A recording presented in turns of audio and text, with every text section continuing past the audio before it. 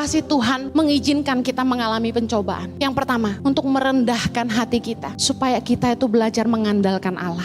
Kadang-kadang kita tuh terlalu sombong, berpikir kita hebat, berpikir kita jagoan. Ulangan 8 ayat yang kedua dan ketiga, kita baca sama-sama. Ingatlah pada seluruh perjalanan yang kau lakukan atas kehendak Tuhan Allahmu di padang gurun selama 40 tahun ini, dengan maksud merendahkan hatimu dan mencoba engkau untuk mengetahui apa yang ada dalam hatimu, yakni apakah engkau berpegang pada perintahnya atau tidak. Jadi ia merendahkan hatimu, membiarkan engkau lapar dan memberi engkau makan mana yang tidak kau kenal dan juga tidak dikenal oleh nenek moyangmu, untuk membuat engkau mengerti bahwa manusia hidup bukan dari roti saja, tapi manusia hidup dari segala yang diucapkan Tuhan. Padang gurun mengajar bangsa Israel. Masalah mengajar kita supaya kita belajar rendah hati dan mengandalkan Tuhan. Saya percaya masa COVID-19 ini, masa pandemi ini telah mengajar kita satu hal. Kita pikir kita akan kekurangan, kita pikir kita akan susah, tapi bukankah Tuhan setia? Saya sudah cerita ini di beberapa khotbah saya. Dulu dengan sok gagah perkasa, saya terima jadwal undangan khotbah kemana-mana sampai gak ada berhentinya.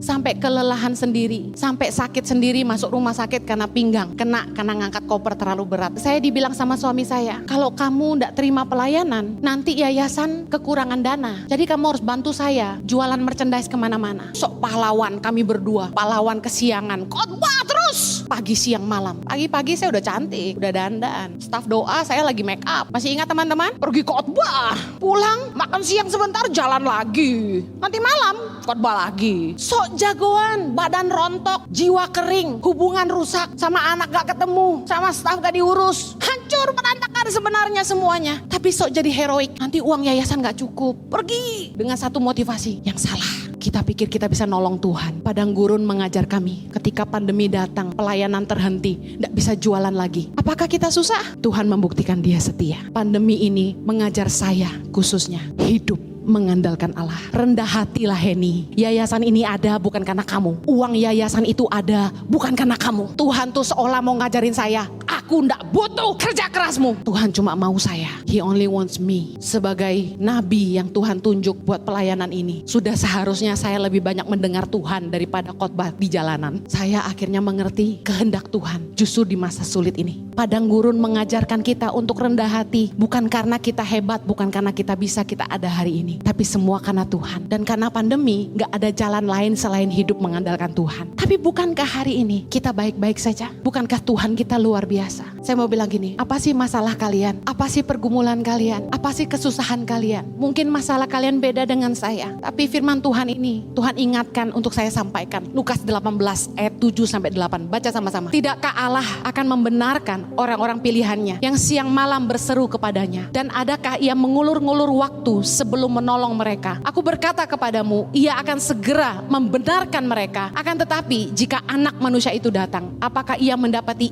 iman di bumi? Dengar baik, pencobaan itu cuma ujian kepada iman kita. Teruslah berharap sama Tuhan, jangan tidak setia.